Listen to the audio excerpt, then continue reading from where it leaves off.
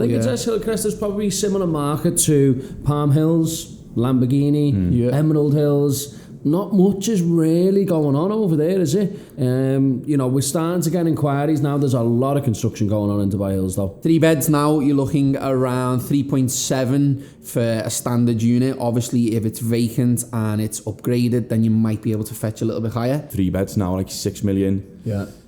4 beds, E3s, they're going to be like 8 million now, would you say? Hello. Look into my eyes. Anything you need, come to us.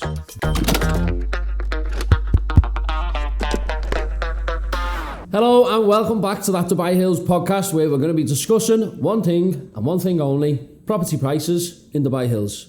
Nath, I'm going to start with you. It's Maple. What's going on? 3 beds now, you're looking around 3.7 for a standard unit. Obviously, if it's vacant and it's upgraded, then you might be able to fetch a little bit higher. Yeah, 4 beds. 4 bed middle units now, you're looking around 4.1, 4.2, maybe even 4.25 if it's a good location. 4 bed end units, you're looking around 4.6, 4.65. Yeah. I've seen some asking for around 4.7, but personally I think 4.6, 4.65 is where it needs to be to sell. 5 beds, let's round it off and just say 5 million. So the market in Maple right now is pretty strong, to be honest. So when I was doing Maple maybe 3 years ago, they were all exactly half that price. Mad. Crazy, isn't it? Yeah, it's mad. George, Sidra. Same as Maple in terms of like how the prices are going. I'd say 3 beds now, like 6 million. Yeah.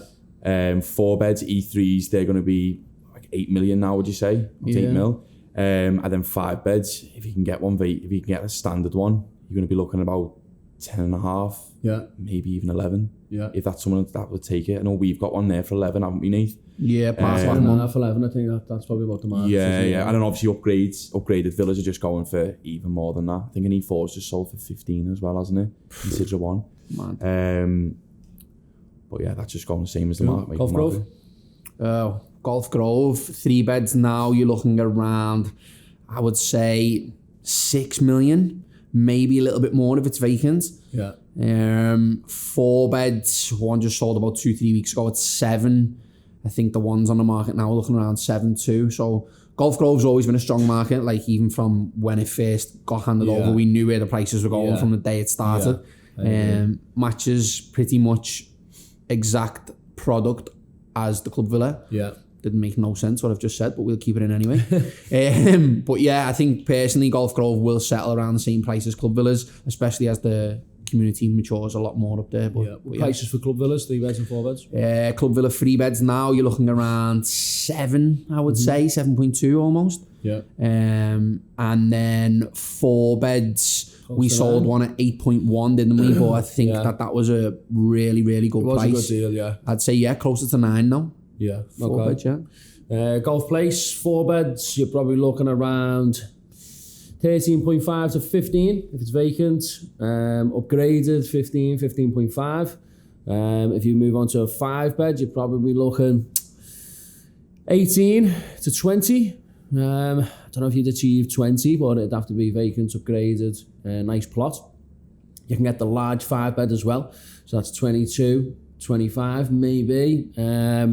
It's going on to the 6 beds, you're probably, well, I don't know, 35 up to maybe even 45, 50. If it's a large plot and on the golf course, they've really renovated a few of them on the golf course now, and they probably are going to start asking close to 50 million for some of these. But bear in mind, to renovate 6 beds in Golf Place to that standard, to get up to 50 million, you're going to have to be spending over 10 million.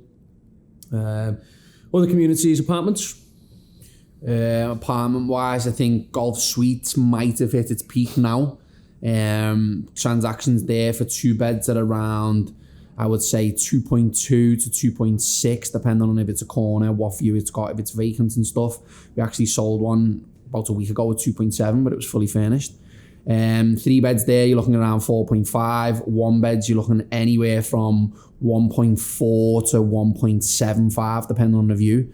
which is mad price. But then obviously Greenside residents launched at a pretty similar price, so that'll drive the demand upon them as well. Yeah, price per square foot. Well, let's just go for the price per square foot for the apartments instead of going through all of the buildings. Yeah, I'd probably say on average for the 2 bed, you're looking around 2,000, 2,100, I would say. Yeah. Average 2 bed in Dubai Hills is 1,000 square foot. Yeah. Give or take, depending on the building. Yeah, I would say around 2,000, 2,001, maybe 2,200 a square foot. Average. Yeah. No, but if you look, that's probably about right. Yeah, actually, yeah. Because some are slightly more, some are 1,080. Yeah. Then others are like 950, so let's just use as an average. More being a case, 1,200, 1350, even some of them. Yeah, but even them, they're still at around 2,100. No, the 2 beds there at around 2.7, 2.9. Yeah. So. Would you say 1 beds and 3 beds are 2,000, 2,100 dirham a square foot as well? I would say... Just important to note that actually the developer is actually launching at 2,000 dirham a square foot as well for off-plan properties. Yeah. So whether it's off-plan or whether it's ready, 2,000 dirham a square foot. I would say so, yeah, give or take. Yeah. I mean, there's advantages and disadvantages to buying either off-plan or depending on the building, depending on the floor, the view, is it vacant, is it tenanted, that comes into play. But I would say if you are on the market looking for an apartment, just keep in your head, you're looking anywhere from around 2,000 a square foot to 2,002, depending on what you want. Okay. So one that's starting to come into the market at the moment, George, is Dress Hill Crest. And we haven't really had much noise about it, have we? We haven't really been getting any inquiries. Not really, but obviously since I've started coming out the ground, it's a lot more. I was out with your clients yesterday and they were even asking about it as well. Yeah. I think it's going to get a lot more attention as soon as they start coming along. I had a couple of phone calls just yesterday. The prices have stayed at OP, but as you say, now they're visible. People are starting to ask more questions about them. I think they probably need to be 5-6% premium, I think. When is completion on them? When's completion? I think it is another 2 years off. Is it? Yeah. When you say 5% premium, though, that's to sell it now. Yeah. Like, obviously, people can't wait to hand over and push for a high premium. I would wait. I think what slowed transactions down as well with the Dress Hill Crest is the fact that you need to pay 50% before it can transfer. Yeah. So people now are like, let's just wait till people have paid 50%. I think that's when transactions will pick up more. Yeah. I think Dress Hill Crest is probably a similar market to Palm Hills, Lamborghini, Emerald Hills. Not much is really going on over there, is it? We're starting to get inquiries now. There's a lot of construction going on in Dubai Hills, though. There's a lot, especially around the golf course. I think Palm Hills will be a good one. Yeah, another sale over 100 million the other day. Whereabouts? Hillsgrove for 16.